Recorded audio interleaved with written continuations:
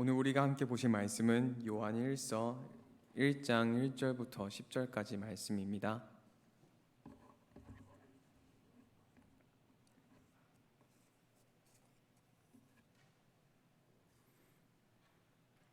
요한일서 1장 1절부터 10절까지 말씀.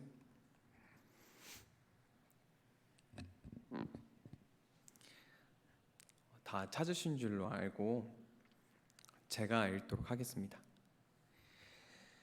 태초에 있는 생명의 말씀에 관하여는 우리가 들은 바요 눈으로 본 바요 자세히 보고 우리의 손으로 만진 바라. 이 생명이 나타내신 바 된지라. 이 영원한 생명을 우리가 보았고 증언하여 너희에게 전하노니 이는 아버지와 함께 계시다가 우리에게 나타나신 바 된 이시니라. 우리가 보고 들은 바를 너희에게도 전함은 너희로 우리와 사귐이 있게 하려 함이니 우리의 사귐은 아버지와 그의 아들 예수 그리스도와 더불어 누림이라. 우리가 이것을 씀은 우리의 기쁨이 충만하게 하려 함이라. 우리가 그에게서 듣고 너희에게 전하는 소식은 이것이니 곧 하나님은 빛이시라. 그에게는 어둠이 조금도 없으시다는 것이니라. 만일 우리가 하나님과 사귐이 있다 하고 어둠에 행하면 거짓말을 하고 진리를 행하지 아니함이거니와 그가 빛 가운데 계신 것 같이 우리도 빛 가운데 행하면 우리가 서로 사귐이 있고 그 아들 예수의 피가 우리를 모든 죄에서 깨끗하게 하실 것이요 만일 우리가 죄가 없다고 말하면 스스로 속이고 또 진리가 우리 속에 있지 아니할 것이요 만일 우리가 우리 죄를 자백하면 그는 미쁘시고 의로우사 우리 죄를 사하시며 우리를 모든 불의에서 깨끗하게 하실 것이요 만일 우리가 범죄하지 아니하였다 하면 하나님을 거짓말하는 이로 만드는 것이니 또한 그의 말씀이 우리 속에 있지 아니하리라. 아멘.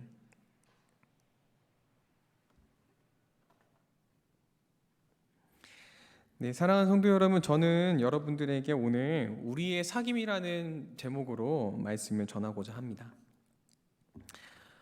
세상에서 가장 어려운 것이 뭐냐고 물어본다면 엄청나게 어려운 수학 문제보다 외국인에게 길에서 지나가다가 마주친 외국인에게 영어로 길을 설명하는 것보다 어려운 것이 저는 인간관계라고 생각합니다. 인간관계로 문제를 겪지 않은 사람은 아무도 없습니다. 저도 인간관계 때문에 정말 많이 힘들었던 적이 많이 있습니다. 가족 간의 문제, 친구와의 문제, 직장, 동료, 연인 등의 문제. 우리가 겪는 대부분들의 문제 등은 인간관계로부터 비롯되는 것 같습니다. 그리고 이 인간관계 속에 나타나는 문제의 원인이 꼭 서로 다른 배경이나 문화의 차이가 아니라 인간이 기본적으로 가지고 있는 이기심이라고 저는 생각합니다. 서로 원하는 것의 크기나 모양이 다르기 때문에 우리는 서로 싸우고 비난하고 상처받고 울기도 합니다. 그런데 만약 이렇게 사람들끼리 서로 다른 자기들의 이기심 때문에 싸우는 모습을 하나님께서 보고 계시다면 하나님은 어떤 마음을 가지고 계실까요? 당연히 보시기에 굉장히 슬프실 것 같습니다. 그도 그럴 것이 하나님께서 사람을 처음에 창조하셨을 때 기대했던 모습은 이런 모습이 전혀 아니었기 때문입니다. 창조 당시에 우리는 엄청나게 아름다운 하나님의 형상을 지니고 있었습니다. 모든 것이 화목했고 화평했으며 우리가 가진 모든 관계들은 하나님이 보시기에 정말로 좋았습니다. 그러나 죄가 이 땅에 들어왔을 때 죄는 우리가 가지고 있던 모든 관계들을 부숴버렸습니다. 먼저는 하나님과의 관계가 부서졌죠. 아담과 이브는 하나님을 피해서 도망 다니기 시작했습니다. 그리고 자연과의 관계도 부서져서 사람들은 일을 해야만이 소산을 얻을 수가 있게 되었습니다.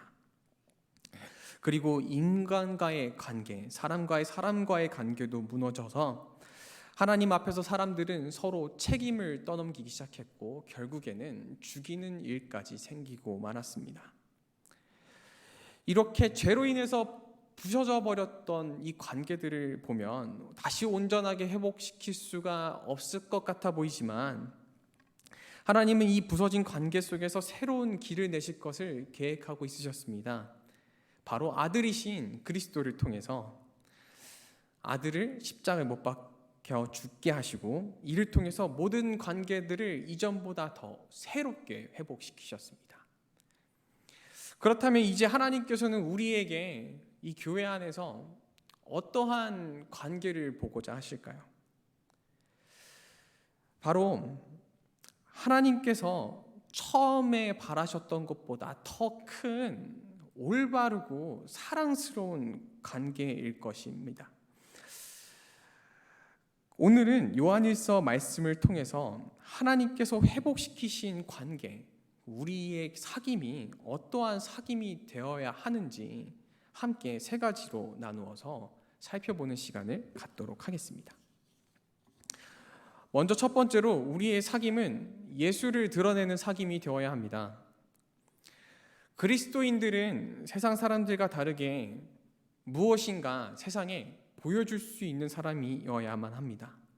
주님께서도 제자들에게 항상 말씀하시기를 많은 열매를 맺으라고 말씀하셨습니다. 이처럼 우리는 우리의 사귐을 통해서 가장 아름다운 열매인 예수 그리스도를 맺는 사람들이 되어야 합니다.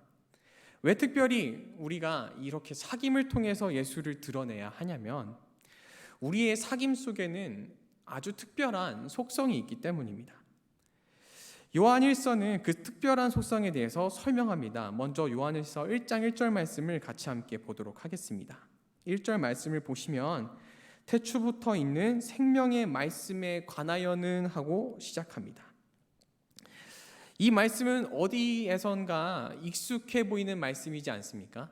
바로 요한복음 1장에서도 이와 비슷하게 얘기하고 있습니다. 요한복음 1장 1절 말씀에서는 태초에 말씀이 계시니라, 이 말씀이 하나님과 함께 계셨으니 이 말씀은 곧 하나님이시라 라고 얘기합니다.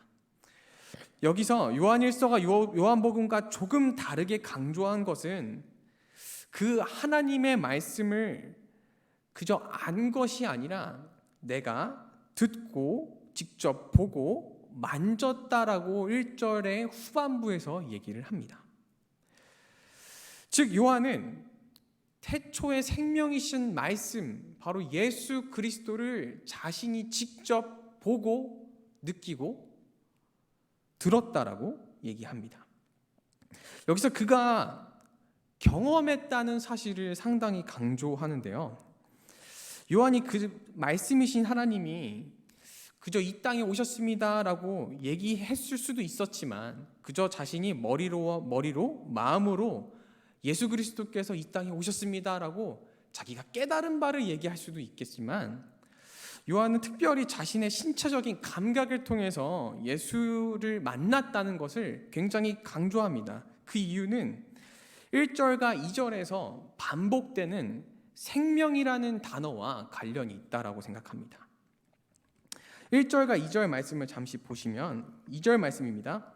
이 생명이 나타내신 바 된지라, 이 영원한 생명을 우리가 보았고 증언하여 너희에게 전하노니라고 얘기합니다. 그가 보고 듣고 만지고 느끼고 체험한 것은 단순히 인간으로 오신 예수 그리스도가 아니라 참 생명이신 예수 그리스도입니다. 여기서 주님이 참 생명이시란 사실, 그가 만졌던 것이 생명이라는 사실은 굉장히 중요한데, 왜냐하면 한번 이 비유를 들어보시길 바랍니다. 여러분들이 만약에 사막에서 여행을 하다가 굉장히 목이 마르고 많이 지친 상태입니다. 그래서 정말로 물이 필요한데 지나가다가 어떤 한 행인이 지나가는 것을 봤습니다. 그래서 급하게 뛰어가서 이렇게 물어봅니다. 혹시 제가 어디 가면 물을 좀 얻을 수 있을까요? 그런데 행인이 이렇게 얘기합니다. 제가 듣기로 아마 저기 한 조금 지나면 아마 오아시스가 있던 것 같습니다. 아니면 제가 다른 사람한테 들은 얘기인데 저기 오아시스가 있다라고 제가 소문을 들은 것 같습니다. 아마 근데 제 말이 맞을 수 있습니다. 라고 얘기한다면 이 목마른 사람에게 정말로 큰 희망이 될까요? 저는 아니라고 생각합니다. 그런데 만약에 사막에 있던 이 목마른 사람이 이런 사람을 만났습니다. 오아시스가 혹시 있을까요? 라고 물어봤을 때, 네, 제가 그 물을 마셨습니다. 제가 그 차가운 물에 진짜 손을 한번 넣어봤고요. 거기서 얼마나 그 물이 차가운지 제가 막 세수도 하다 못해 저거 더워가지고 막 샤워도 하고 수영도 하고 거기서 정말로 제가 직접 보고 직접 마시고 직접 느꼈습니다. 라고 얘기한다면 그 목마른 사람에게 이보다 더 큰 희망의 말이 어디에 있겠습니까? 영원히 죽을 수밖에 없는 죄인에게 참된 생명을 누군가 직접 보고 듣고 만졌다라고 말하는 것보다 더 희망이 찬 말이 어디에 있겠습니까? 그러니까 무엇보다 요한은 자신의 경험을 통해서 이 생명이신 예수를 직접 체험했던 이 경험을 통해서 그 주체할 수 없는 감정을 전달하기를 바랬습니다. 바로 4절 말씀입니다. 이것을 쓰면 우리의 기쁨이 충만하게 하려 함이라. 자신도 죽을 죄인인 것을 요한도 알았습니다. 그런데 오아시스보다 더 생명 대신 이 영원한 생명의 샘을 직접 보고 만지자 요한은 너무나 기뻤고 또 이것을 형제에게 너무나 전달해주고 싶었습니다. 그래서 그는 이제 이 기쁨에 취하여 우리가 보고 들은 바를 너희에게 전함은 너희로 우리와 사귐이 있게 하려 함이니라고 말씀합니다. 절대로 요한은 자신이 참 생명이신 예수를 만났다, 내가 보고 만졌다라고 자랑을 하려는 것이 아니었습니다. 그는 자신의 말을 듣는 이들이 그와 함께 참된 기쁨에 동참하기를 바랬습니다. 자기가 만졌던 참된 생명이신 그 기쁨, 아버지와 그의 아들 예수 그리스도와 더불어 누리는 것입니다. 이것이 요한이 말하는 우리 그리스도인들의 사귐의 특성입니다. 우리의 사귐은 아버지와 그의 아들 예수 그리스도와 더불어 누리는 것, 그리고 그 속에서 기쁨을 향유하는 것입니다. 사랑하는 성도 여러분, 성도님들께서 생각하실 때 교회 안에서 성도와 성도 간의 사귐이 어떤 의미를 가지신다라고 생각하십니까? 얼마 전 지난주 수요 예배죠. 지난주 수요 예배가 끝나고 이제 교역자들끼리 도시락을 시켜서 이렇게 먹었습니다. 그런데 뭐가 잘못됐는지 밥이 오지가 않아서 저희가 따로 햇반을 사서 데워 먹었습니다. 이제 목사님들께서는 카페에 있는 전자레인지를 이용하셔서 이제 저 혼자서 이제 햇반을 들고 식당으로 내려갔습니다. 평소에는 정말 아무 생각이 없었습니다. 매번 1층을 지나다니지만 아무 생각이 없었는데 그 햇반 하나를 딱 들고 이 식당에 들어갔을 때 정말 외롭게 느껴졌습니다. 그래서 한번 쭉 둘러봤습니다. 냉장고는 비어 있었고 모든 구석구석에는 거미줄과 또 먼지들이 참 많이 쌓여 있었습니다. 예전에는 정말 시끌벅적했었는데요. 자리를 앉을 틈도 없었고 줄이 저기 소예배실까지 꽉 차 있어서 정말 시끌벅적한 곳이 교회 1층의 식당이었던 것 같습니다. 그런데 참 멀지도 않은 과거인데도 정말 꿈만 같이 느껴졌습니다. 우리는 이 교회 안에서 참 많은 아름다운 사귐들을 누렸습니다. 한 음식을 먹으며 웃고 웃었습니다.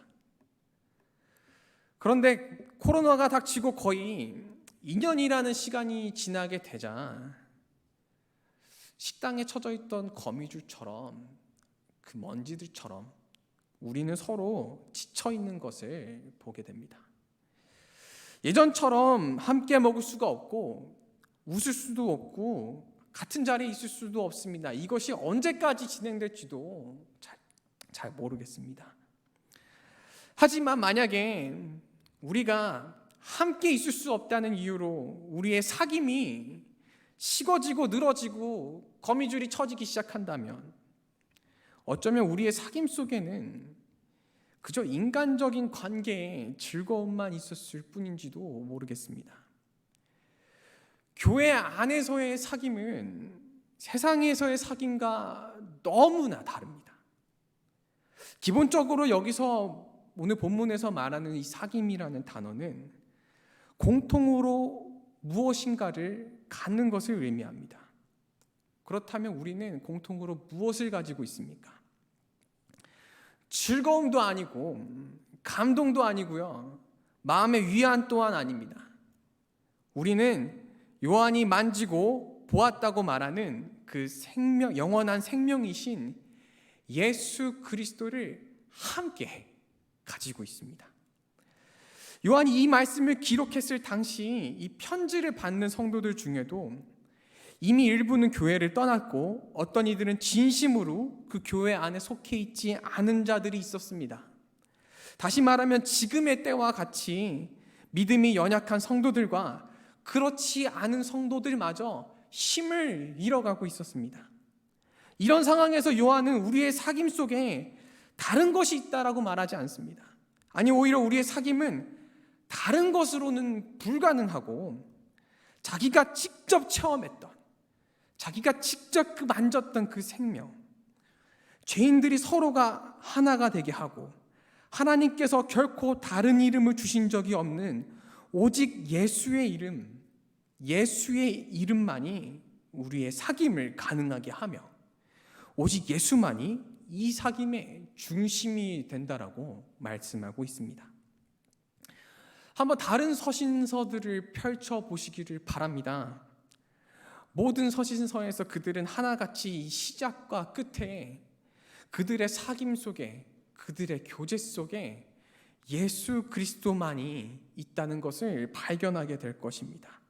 바울이 아무리 교회들을 사랑하고 성도들과 친분이 있었다라고 해도 그는 그들의 사귐의 시작과 끝에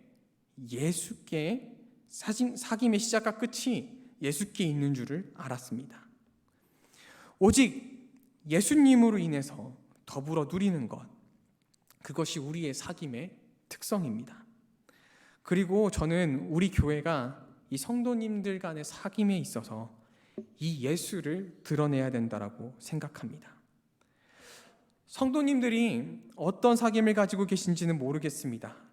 그러나 하나님께서 회복시키신 우리의 사귐은 예수가 중심이며 예수만이 드러나는 사귐입니다.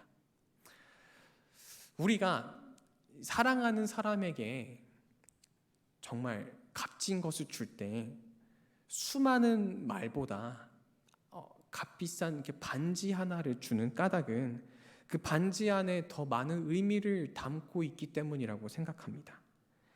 마찬가지로 우리 교회의 관계 속에서, 우리의 관계 속에서, 사귐 속에서 해주고 싶은 말도 많고 어떻게 우리가 보여주고 싶은 마음도 제일 많지만 무엇보다 우리가 주어야 되는 것은 바로 예수 그리스도라고 생각합니다. 사랑보다, 최선이라는 말보다 더 큰 의미를 가지고 있는 예수를 드러내는 사귐 속에 거하시는 우리 성도님들 되시기를 축복합니다. 두 번째입니다. 우리의 사귐 속에는 빛이 드러나야 합니다. 거짓은 예수께서 그의 삶을 통해서 항상 싸우시던 것이었습니다. 예수님은 거짓 증인들, 거짓 선지자들, 그리고 심지어 미래에 나타날 거짓 그리스도까지도 싸우셨습니다.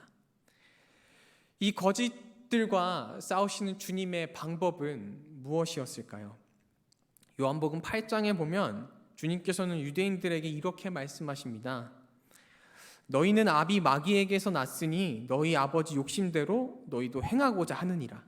그는 처음부터 살인한 자요 진리가 그 속에 없으므로 진리에 서지 못하고 거짓말을 말할 때마다 제 것으로 말하나니 이는 그가 거짓말쟁이요 거짓의 아비가 되었습니다. 예수님은 이렇게 유대인들에게 말씀하시고 나서 바로 이렇게 말씀하십니다. 내가 진리를 말함으로 너희가 나를 믿지 아니하는도다. 주님께서 거짓과 싸워나가시는 방법, 거짓의 아비인 마귀와 싸우시는 방법은 정말 간단했습니다. 그것은 그저 진리를 계속해서 말하는 것이었습니다. 오늘 요한일서 말씀 속에서도 요한은 우리가 서로 사귀는 모습이 바로 이렇게 진리를 말하는 것 같다고 같이 되어야 된다라고 얘기하고 있습니다. 6절 말씀을 보면 이렇게 말씀합니다. 만일 우리가 하나님과 사귐이 있다라고 하고 어둠에 행하면 거짓말을 하고 진리를 행하지 아니함이거니와. 이 말씀을 볼 때 요한일서의 수신자 중에는 분명 하나님과 사귐이 있다라고 말하는 사람들, 즉 교회에 다니고 나는 공동체에 있습니다라고 말하는 사람들 중에서 어둠에 행하고 있는 사람들이 있었다는 것을 알 수 있습니다. 여기서 조금 더 들어가기 전에 우리는 분명하게 해야 되는 전제 한 가지가 있습니다. 그것은 5절 말씀입니다. 같이 함께 5절 말씀을 보도록 하겠습니다. 우리가 그에게 듣고 너희에게 전하는 소식은 이것이니 곧 하나님은 빛이시라 그에게는 어둠이 조금도 없으시다는 것이라. 하나님에게는 어둠이 조금도 없으시다. 저는 이 말씀이 굉장히 중요하다라고 생각합니다. 왜냐하면 우리의 시대는 죄를 가볍게 여기는 시대를 살아가고 있기 때문입니다. 지금은 느끼지 못하지만 제 기억에 교회를 다닐 때 제가 주변에 교회를 다닌다라고 얘기를 할 때 적어도 저에게 이렇게는 얘기를 안 했습니다. 저 사람 거짓말 할 거야. 저 사람 분명히 나쁜 짓 할 거야. 분명히 나를 속일 거야. 전 이런 얘기를 한 번도 들어본 적이 없습니다. 학교에 다닐 때 내가 교회를 다닌다라고 얘기하면 동군 적어도 거짓말은 아니겠지. 제 교회 다닌다며. 쟤 분명히 착한 짓 많이 하겠지. 제 교회 다닌다며. 이런 얘기들, 이런 반응들을 많이 만났던 것 같습니다. 그러나 시대가 악해진 까닭인지 교회가 변한 탓인지 잘 모르겠지만 적어도 요즘은 교회를 다닌다라고 하면 사기꾼이라던가 거짓말을 한다던가 온갖 좋지 않은 이미지들이 쏟아져 나옵니다. 이러한 일들이 어떤 이유로 생겼을 것이라고 생각하십니까? 단순히 세상이 바뀌었기 때문은 분명히 아니라고 생각합니다.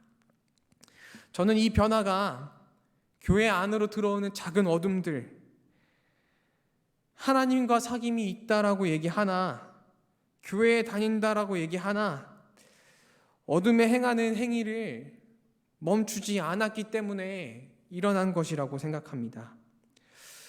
그리고 어쩌면 우리는 안일하게도 서로 이렇게 생각했을지도 모릅니다. 인간이니까 어쩔 수 없지. 죄인이니까 죄를 짓는 것이 당연하지. 라고 말입니다. 지금이나 요한의 서신서를 볼 때나 그 수신자들은 크게 바뀐 것이 없는 것 같습니다. 교회 안에는 여전히 하나님과 사귐이 있다라고 말하면서도 작은 죄악을 짓는 것부터 시작하여 큰 죄악을 짓는 것까지 크게 거리낌이 없는 사람들이 존재했다는 것입니다. 그러나 오늘 하나님께서는 분명하게 요한을 통해서 선을 그으십니다. 그것은 아까 말씀드렸던 5절 말씀인 하나님은 빛이시고 어둠이 조금도 없다는 사실입니다. 다시 말하면 하나님과의 교제함에 있어서 죄악은 절대로 양립될 수가 없다는 뜻입니다. 그런데도 우리가 어둠 속에 계속해서 거하려고 하는 이유는 무엇일까요? 요한복음 3장에 보면 이렇게 말씀합니다. 곧 빛이 세상에 왔을 때 사람들이 자기 행위가 악함으로 빛보다 어둠을 더 사랑한 것이니라. 우리가 교회를 다니면서 하나님과 사귐이 있다라고 말하면서 죄를 짓는 이유는 명백합니다. 그것은 어둠을 더 사랑하기 때문입니다.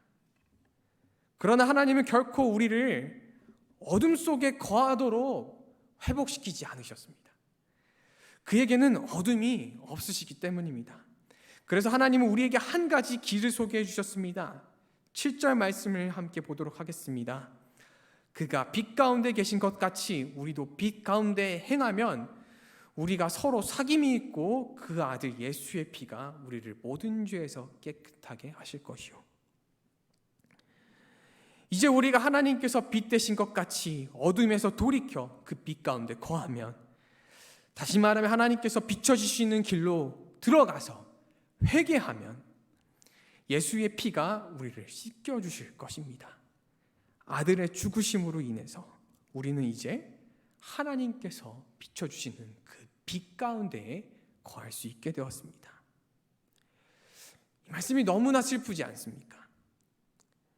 우리는 우리의 어두운 죄 때문에 이 흩뿌려진 주님의 피, 값을 매길 수도 없고 세상의 무엇과도 바꿀 수 없는 것이지만, 그로 인해 우리의 얻어진 우리의 도덕적인 삶은 말씀대로 거룩하게 살아가려고 하는 그 삶의 지향점은 꽤 낮은 곳에 있다는 사실이 정말로 슬프게 느껴집니다.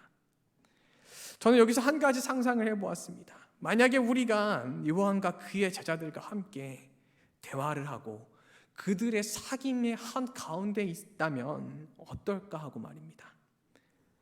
그들이 얼마나 죄에 대해서 예민하고 민감하게 행동했을까요? 그들이 직접 만졌던 그 생명의 피를 헛되게 하지 않기 위해서 그들은 얼마나 발버둥을 쳤을까요? 그들이 정말로 진리 안에 거하기 위해서 하나님이 어둠과 함께 거하시지 않는 분이란 사실을 정말로 보여주기 위해서 그들은 얼마나 노력했을까요? 감히 상상도 할 수 없을 것 같습니다. 우리는 바로 이러한 관계의 모습을 닮아가야 된다고 생각합니다. 서로 함께 코로나로 인해서 지쳐간다는 이유로 짓기 시작하는 죄악들과 무뎌져가는 믿음 속에 있는 사귐이 아니라 서로 진리를 향하여 빛 가운데 걸어가는 관계입니다. 저는 이 관계를 이렇게 비유하고 싶습니다. 제가 유튜브 영상에서 한 달리기 시합 영상을 봤습니다. 거기서 3등과 4등이 거의 동일하게 결승점으로 들어오다가 3등이 순간 잘못된 길로 빠졌습니다. 그 틈을 놓치지 않고 4등이 빠르게 나가서 이제 결승점까지 거의 도달했습니다. 그런데 웬걸 갑자기 4등의 선수가 멈춰서더니 뒤에 있던 3등 선수를 데리고 밀고 먼저 결승점 섬으로 이렇게 밀어 넣었습니다. 이 모습을 보면서 사람들은 결국 메달을 받지 못한 4등 선수에게 큰 박수를 쳐주었습니다. 이 4등 선수는 자신의 욕심으로 메달을 쟁취하는 것을 포기하고 보다 정의로운 일을 택했습니다. 그것이 옳다는 것을 알았기 때문입니다. 저는 이 영상을 보면서 이렇게 생각했습니다. 서로 경쟁하는 상대에게도 의로운 길이 무엇인지 알고 또 상대에게 그 의로운 길을 열어주려고 하는 사람들이 있는데, 하물며 빛이시며 그에게 조금 더 어둠이 없다는 사실을 아는 그 빛의 자녀된 우리는 형제들끼리 서로 이 사귐 속에서 죄악에 거하지 않도록 더욱 밀어줘야 해야 되는 것이 아닙니까? 우리 교회 안에서 수많은 모임들이 단순히 만나 즐기는 모임이 아니라 어둠 속에서 떠나려고 하고 죄를 끊으려고 하고 그 모임 속에서 정말 빛 가운데로 걸어가려고 하는, 하나님께서 정말로 회복시켜 주신 참된 사귐의 길을 걸어가기를 주님의 이름으로 소망합니다. 마지막으로 우리의 사귐 속에는 겸손한 죄의 고백을 통해 하나님을 드러내야 합니다. 저는 죄의 고백이라는 것이 가장 힘들고 어려운 주제라고 생각합니다. 그렇지만 분명한 건 우리의 사귐 속에는 이 죄의 고백이 있어야 된다라고 저는 생각합니다. 그것이 줌을 통한 셀 모임이라든지 전화 통화이든지 그 형식과 모양은 상관없습니다. 우리의 사귐은 세상의 사귐과 다르기에 분명히 죄에 대한 고백이 있어야 합니다. 앞서서 저는 우리가 빛 가운데로 걸어야 된다라고 말씀드렸습니다. 7절에서 요한은 빛 가운데에 행하면 그 아들 예수의 피가 우리를 모든 죄에서 깨끗하게 하실 것이요 라고 말씀하고 있습니다. 그런데 이와 동일하게 우리의 죄를 사하시며 모든 불의에서 깨끗하게 하신다는 말씀이 9절에도 또다시 등장합니다. 그런데 깨끗하심의 조건이 이번엔 우리의 죄를 자백하면으로 바뀝니다. 즉, 죄의 고백은 어둠에 갇혀서 도무지 나올 방법을 모를 때에 우리를 빛 가운데에 다시 오게 하는 유일한 방법이라고 생각합니다. 그렇다면 이 고백은 어떤 모습들을 성경 속에서 가지고 있을까요? 마태복음 3장 6절에 따르면 세례 요한이 유대 강야에서 말씀을 전파할 때에 사방에서 그들이 그에게 나와 자신들의 죄를 자복하고 요단강에서 그에게 세례를 받았다라고 얘기합니다. 또 야고보서 5장 16절에서는 말씀하시기를 그러므로 너희 죄를 서로 고백하며 병이 낫기를 위하여 기도하라. 의인의 간구는 역사하는 힘이 큼이라 라고 얘기합니다. 마지막으로 사도행전 19장에 보면 바울이 에베소에서 전도를 하기 시작했을 때 에베소에 사는 유대인 헬라인들이 다 예수의 이름을 높이고 믿는 사람들이 많이 와서 죄를 고백하고 그 행한 일을 알렸다라고 얘기합니다. 이렇게 신약 성경 내에서는 죄를 고백하는 모습들이 굉장히 많이 나옵니다. 이 모습들을 미뤄 보았을 때 오늘 요한일서에서 말하는 죄의 고백의 모습은 단순히 우리가 스스로 하나님 앞에 조용히 죄를 고백하는 것 이상의 어떠한 다른 능력을 담고 있는 것처럼 보여집니다.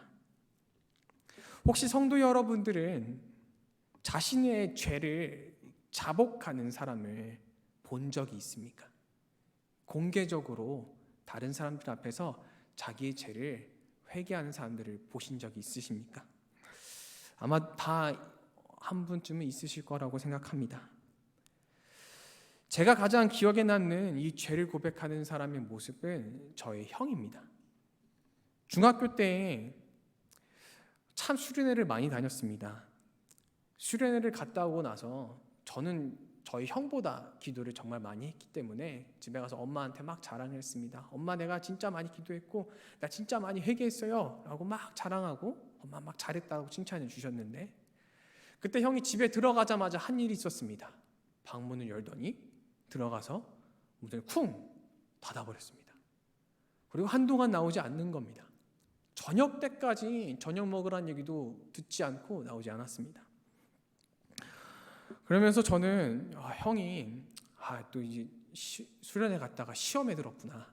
기도도 별로 하지 않는 걸 내가 봤는데 또 뭐 그런가 보다라고 그냥 무시했습니다.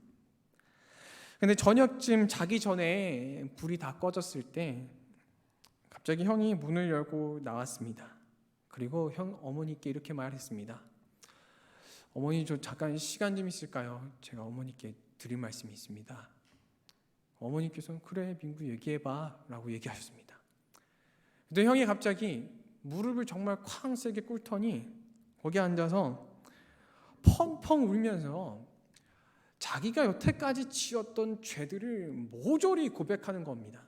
저한테도 심지어 얘기하지 못했을 만한 그 되게 부끄러운 죄들까지 형이 갑자기 쏟아내기 시작했습니다. 그 모습을 보며 어머니는 이렇게 안아서 이렇게 토닥여 줬습니다. 아마 저희 어머니와 형은 이 장면을 기억하지 못할 것이라고 저는 거의 확신합니다. 그런데 제 모습, 제 기억 속에서 이 장면이 떠나가지 않는 이유가 있습니다. 그것은 저희 형과 저의 사이입니다. 왜냐하면 형제끼리 중학교 때 사이가 좋은 형제들이 몇이나 있겠습니까? 아마 별로 없을 겁니다. 저도 사이가 좋지 않았고. 저는 형의 잘못을 어떻게 조금이라도 찾으면 그 잘못을 어떻게 크게 부풀려서 엄마한테 일러서 어떻게 형이 곰탕을 먹일까 진짜 그것만 매일매일 생각했던 사람이 바로 저였습니다. 그런데 그날 형이 무릎 꿇으면서 그 죄를 고백할 때 제 머릿속에 이거 갖다 제가 어떻게 써먹어야지 하는 생각은 하나도 들지 않았습니다. 그럴 수가 없었습니다. 죄를 고백하는 그 형의 모습 속에서 제가 느낀 것은 말로 표현할 수 없는 압도감이었습니다. 저는 이 느낌을 아직도 잊을 수가 없습니다. 한마디도 그 앞에서 뭐라고 얘기를 꺼낼 수가 없었습니다. 정말로 이거 갖다가 내가 장난을 쳐서는 정말 안 되겠다라는 생각이 듦과 동시에 누군가가 나에게 또 이렇게 얘기하는 것 같았습니다. 동관, 너도 저렇게 고백하면 어떻겠니? 하고 말입니다. 그 당시에는 이게 어떤 상황인지, 제가 지금 무슨 상황인지 이해를 자체를 하지 못했지만 지금 생각해 보니 그 순간 하나님은 역사하셔서 하나님은 형의 마음을 회복시키시고 하나님과 형의 관계를 재정립하셨습니다. 낮아진 형과 높아지신 하나님입니다. 저는 성도가 죄를 고백하기 시작할 때 어둠 속에서 빛으로 나아가는 자의 그 성도의 모습은 이런 말로 표현할 수 없는 압도감과 영향력을 지니고 있다고 생각합니다. 이 모습을 가장 잘 보여준 대표적인 사건이 평양 대부운동 사건일 것입니다. 선교사 하디의 그 자신의 죄책감으로 인한 그 고백이 대한민국 전체에 모든 사람들이 자신의 죄를 고백하게 만들었습니다. 이때 한 여자 선교사는 이렇게 말했다고 합니다. 정말 들을 수 없는 죄악들이 그들의 입에서 나왔다라고 말입니다. 죄를 고백하는 것은 결코 쉬운 일이 아닙니다. 그것이 상당히 어려운 일이라는 것을 저도 알고 있습니다. 저부터도 누군가에게 죄를 고백하기가 쉽지가 않습니다. 목회자라는 타이틀 때문에 큰일 나지 않습니까? 누군가 제 얘기를 듣고 소문을 내면 어떨까? 여러 가지 두려움 때문에 저의 이 끝도 없는 흉악스러움에 대하여 고백하기가 정말로 어렵습니다. 하지만 기억하셔야 될 사실이 있습니다. 요한일서 8절 말씀에 보면 요한은 스스로 죄가 없다고 말하는 자는 진리가 없는 자라고 말하고 있고 10절 말씀에 보면 범죄하지 않았다라고 하는 자들은 하나님을 거짓말하는 이로 만들다고 말씀하고 있습니다. 다시 말하면 하나님께서는 모든 사람이 죄를 지은 줄로 여기시고 이를 부인하면 거짓말하는 자가 되는 것이며 세상 사람들 중 누구도 하나님 앞에서 바르게 설 수 없다라고 얘기하는 것입니다. 세상에 어느 누구도 대단한 목회자도 기도의 은사가 있다라고 말하는 사람도 나는 영적이다라고 얘기하는 사람도 청렴하고 거룩함이 있다라고 얘기하며 칭송을 받는 모든 사람들도 예수를 제외하고는 하나님 앞에서 결코 온전하게 설 수가 없습니다. 이러한 사실을 바탕으로 했을 때 그렇다면 더욱이 우리의 사귐은 그러한 사람들과 비교조차 되지 않는 우리의 사귐은 죄의 고백 없이 자신의 죄에 대한 고백 없이 거룩함만을 보이려고 하는 사귐은 말도 안 된다라고 생각합니다. 우리의 사귐이 있게 하는 것은 서로 얼마나 기도를 많이 하고 성경을 많이 읽고 거룩함을 보여주려는 것이 아니라 내가 정말로 죄인 중에 괴수라고 고백하는 바울의 말이 성경을 읽는 모든 독자들의 마음에 망치로 때리듯이 충격을 주었던 것처럼 거룩하게 살려고 노력하지만 하염없이 오직 내가 죄인이며 오직 그 아들 예수의 피가 우리를 깨끗하게 씻으셨다라고 고백하는 것, 그러면서 오직 생명이신 하나님만을 드러내는 것이 우리의 사귐의 중심이라는 것입니다. 누군가에게 꼭 죄에 대해서, 자신의 죄에 대해서 상세하게 입으로 얘기하지 않아도 괜찮습니다. 꼭 누군가에게 자신의 죄에 대해서 모든 것을 고백해야 되는 것은 아닙니다. 절대 아닙니다. 혼자 말할 수 없는 그 죄를 가지고 주 앞에 나와서 그 죄를 얼마든지 털어놓으셔도 괜찮습니다. 그러나 중요한 것은 이 모습을 하나님 앞에 심히 겸손해진 이 모습을 우리가 사귀고 있는 그 공동체 안에 가지고 나와야 된다는 것입니다. 사랑하는 성도 여러분, 여러분들이 가지고 있는 모습은 어떠합니까? 여러분들이 가지는 지금의 사귐은 어떻습니까? 코로나로 인해서 모임이 어렵다는 것을 알지만 우리는 어떤 마음으로 서로 사귀고 있습니까? 저 권사님은 무엇을 잘못하고 있고 어떤 죄를 짓고 있고 좀 이상하다. 저 집사님은 어떤 부분이 안 좋고 잘못하고 있다 라는 얘기와 함께 어떤 집사님은 정말 은혜롭습니다 라는 나의 거룩함만을 드러내고 있는 사귐 속에 있습니까? 아니면 내가 죄인이라서 오늘도 주 앞에서 회개했습니다. 부끄럽습니다. 같은 죄만을 반복하는 것이 너무나 부끄럽습니다. 이 죄에 대해서 내가 다 고백하기는 어렵지만 우리 주 구주께서 나를 불쌍히 여겨서 이 기가 막힌 구렁텅이에서 나를 건져주시기를 바랍니다. 내가 정말로 죄인입니다 라고 얘기하며 나의 낮음과 하나님의 긍휼하심과 인자하심을 드러내는 그런 사귐 속에 거하고 계십니까? 사랑하는 성도 여러분, 부서진 모든 관계의 속에서 회복은 올바른 관계를 정립하는 것입니다. 하나님이 높고 나는 낮다라는 것입니다. 요한이 말하는 예수와 더불어 누리는 그 사귐 속에는 우리의 죄를 겸손히 고백하는 것을 통해 오직 하나님만 드러내시는 그런 사귐이 되어야 될 것입니다. 모든 성도님들이 그러한 사귐 속에 거하시기를 진심으로 축복합니다. 말씀을 정리하도록 하겠습니다. 우리의 사귐은 예수를 드러내는 사귐이 되어야 합니다. 다른 즐거움이 아니라 예수만이 드러나기를 간절하게 바랍니다. 우리의 사귐은 또 빛을 드러내는 사귐이 되기 원합니다. 우리가 결코 어둠 속에 거한 사람들이 아니란 것을 보여주는 사귐이 되기를 바랍니다. 또 마지막으로 우리의 사귐은 죄의 고백을 통해서 하나님을 드러내는 사귐이 되기 원합니다.